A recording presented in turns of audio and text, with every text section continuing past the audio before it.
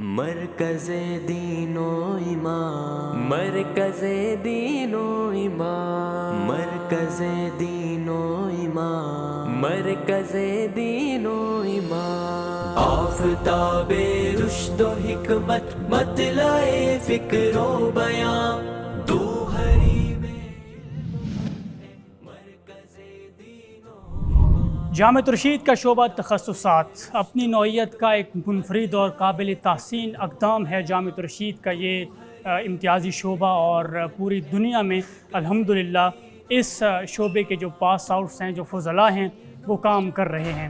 آج ہم موجود ہیں جامعۃ الرشید میں اور شعبہ تخصصات میں داخلوں کا باقاعدہ آغاز ہو چکا ہے۔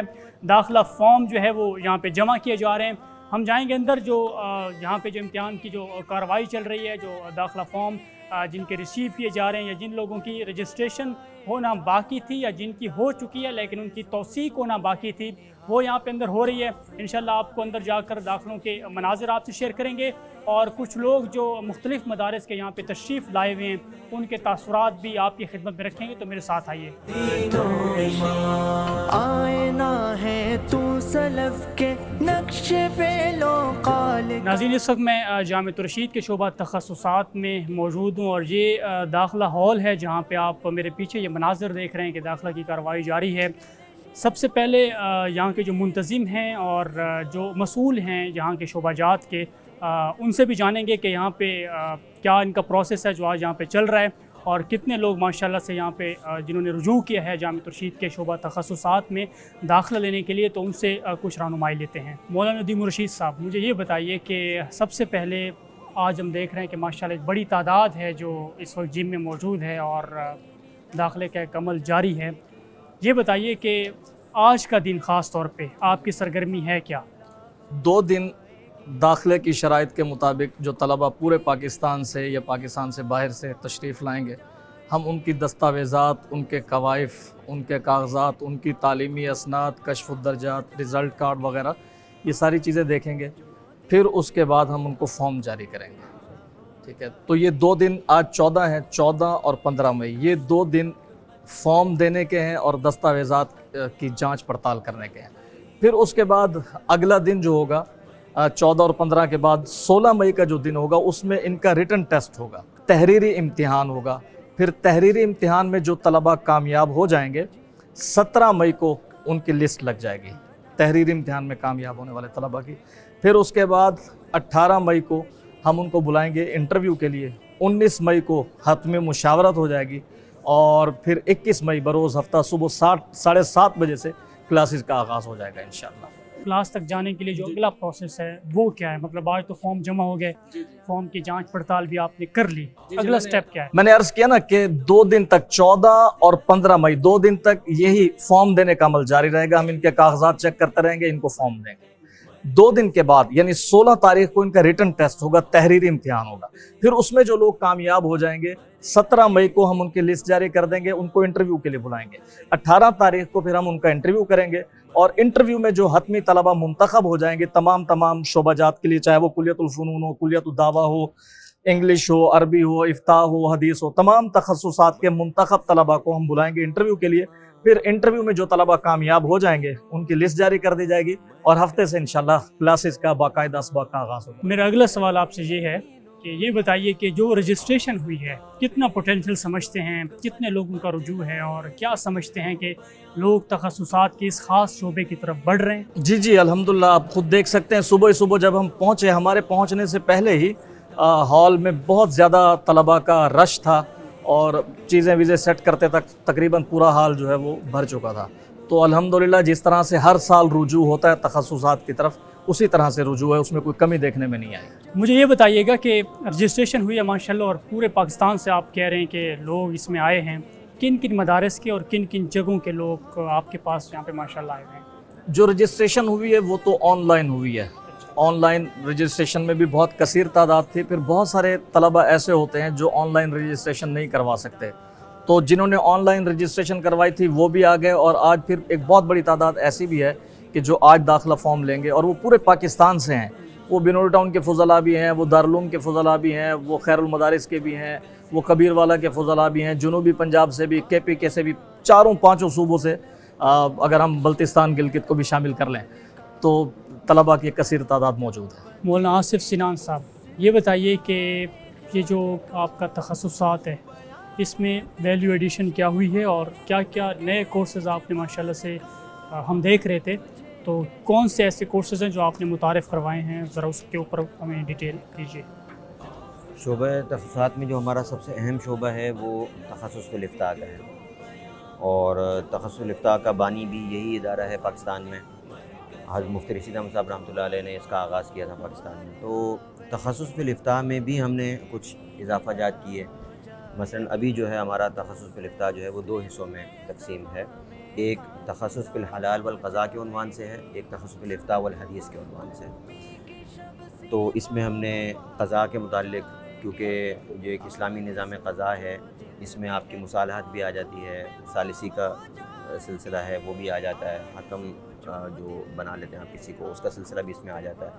बाकी जो इस्लामी एक निज़ाम क़ज़ा होता है अभी तक हमारे पाकिस्तान में कुछ जगहों पर जारी है, बलूचिस्तान में है, कश्मीर में है। तो ये क़ज़ा का निज़ाम क्या होता है ये भी उसमें हमने शामिल किया हुआ है। और तखस्सुस फ़ी फ़िक़्ह हलाल जो है, हलाल का इस वक्त जो पूरी दुनिया में सिलसिला चल रहा है वो सब जानते हैं कि उसकी अहमियत क्या है। हलाल खुराक इंसान की एक मुसलमान होने की हैसियत से बहुत बुनियादी ज़रूरत है, तो उस पर भी काम हो रहा है अल्हम्दुलिल्लाह। उसके लिए बाकायदा स्पेशलाइजेशन है और जामिया को ये एजाज़ हासिल है कि ये तखस्सुस जामिया ही ने शुरू किया है सबसे पहले, और अभी तक हमारी मालूमात के तक यहीं पर हो रहा है। इसके अलावा बाकायदा कोई तखस्सुस एक साल ऐसा हलाल की फील्ड में नहीं हो रहा। इसके अलावा तखस्सुस फ़िल हदीस है। तखस्सुस फ़िल हदीस भी हमारे यहाँ बहुत कम जगहों पर हो रहा था। बेनूरी टाउन में हो रहा था, जामिया फ़ारूक़िया में हो रहा था, इसके अलावा और कुछ मदारिस में भी हो रहा था। तो तखस्सुस फ़िल हदीस की भी ज़रूरत थी, नहीं तो उसे भी यहाँ पे शुरू किया गया अल्हम्दुलिल्लाह। और अब यह है कि हदीस वल इफ्ता एक तखस्सुस हो गया, क़ज़ा वल हलाल का एक तखस्सुस हो गया। तो ये तो हमारा जो तखस्सुस फ़िल इफ्ता एक कदीम चला आ रहा था उसमें कुछ तरमीमात करके उसको शुरू किया गया। इसके अलावा जामिया में जो दूसरा है वो तखस्सुस फ़िल लुग़ा अल अरबिय्या है, जिसमें एक साल में तलबा को जो अरबी ज़बान की चारों महारतें हैं, बोलना, लिखना, सुनना और जो है उसका लिखने वगैरह के हवाले से सारी चीज़ें, वो उनको महारतें सारी सिखाई जाती हैं। और इनका बुनियादी मकसद हमारा जो होता है वो ये होता है कि अरबी के मुदर्रिस तैयार किए जाएँ। हमारे जो इदारे के तहत बहुत सारे आगे इदारों में हुफ़ाज़ अरबी का कोर्स जैसे वो अब शुरू हो रहा है, लॉन्च हो रहा है, तो उसके लिए हमें असातिज़ा की ज़रूरत होती है, वो हम यहीं से भेजते हैं। फिर जैसे पिछले साल था, पिछले साल हमारे पास जो है जो मुतालबे आए हुए थे असातिज़ा के, वो हम सारे मुतालबे पूरे नहीं कर सके, हमारे पास तलबा इतने नहीं थे। तो ये लुग़ा अरबिया की एक ज़रूरत है पूरे मुल्क में, उसके लिए हमारे यहाँ ये चल रहा है। और एक इंग्लिश लैंग्वेज कोर्स हमारे यहाँ शुरू से चला आ रहा है, बड़े अरसे से, ग़ालिबन 2005 से इसका सिलसिला शुरू हुआ है। इंग्लिश लैंग्वेज की अहमियत बताने की ज़रूरत नहीं है, इस वक्त पूरी दुनिया में इसकी एक ज़रूरत है। तो उलमा के लिए वो 1 साल का कोर्स शुरू किया गया। कुल्लियतुल फ़नून है। कुल्लियतुल फ़नून में बेसिकली उसमें कुछ तहरीर का फ़न सिखाया जाता है।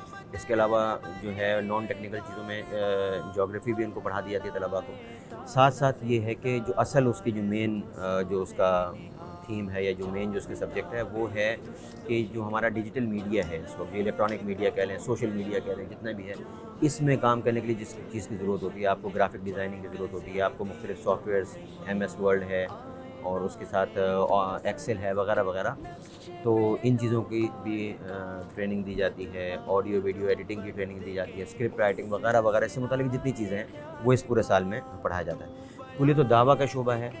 कुल्लियत दावा में जो है जो बहुत अहम काम हुआ है, जो इस वक्त दुनिया की एक बहुत बड़ी ज़रूरत है और हम इस वक्त उस चैलेंज का सामना कर रहे हैं और हमारे बहुत सारे लोगों को उसका इदराक नहीं है सही तरह से, वो है जो इल्हाद का सिलसिला जो पूरी दुनिया में फैल रहा है कि अल्लाह ताला की ज़ात का इनकार, सिरे से किसी खालिक का इनकार कि कोई रब नहीं है, कोई अल्लाह नहीं है। इस हवाले से अल्हम्दुलिल्लाह कुल्लियत दावा में बहुत काम हुआ, बाकायदा निसाब तैयार हुआ और आलमी सतह पर काम करने वाले जो माहिरीन हैं उनकी खिदमत अल्हम्दुलिल्लाह उसको हासिल हैं और उनके बाकायदा लेक्चर्स होते हैं, बाकायदा वो सबक पढ़ाते हैं उसमें।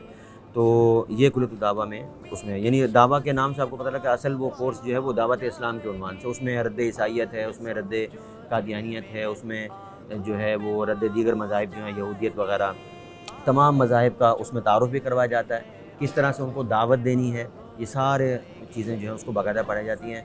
ईसाईयत के हवाले से जो ईसाईयत के माहिरीन हज़रात हैं वो बाकायदा यहाँ आके पढ़ाते हैं, यानी बाज़ ऐसे भी हैं जो किसी ज़माने में बड़े ईसाई पादरी थे, توبہ طائب ہو گئے, اب مسلمان ہو گئے, اس کے بعد اب وہ پڑھاتے ہیں باقاعدہ یہاں پر آ کر. تو یہ کہ ہر فن کے جو ماہر حضرات ہیں ختم نبوت کے حوالے سے, اسی طرح جو ختم نبوت کے ماہر حضرات ہیں, جو ہماری عالمی تنظیم ختم نبوت ہے اس سے متعلقہ افراد ہیں, وہ باقاعدہ یہاں پر کچھ ویڈیو لنک کے ذریعے سے پڑھا دیتے ہیں, کچھ باقاعدہ یہاں آ کر پڑھاتے ہیں.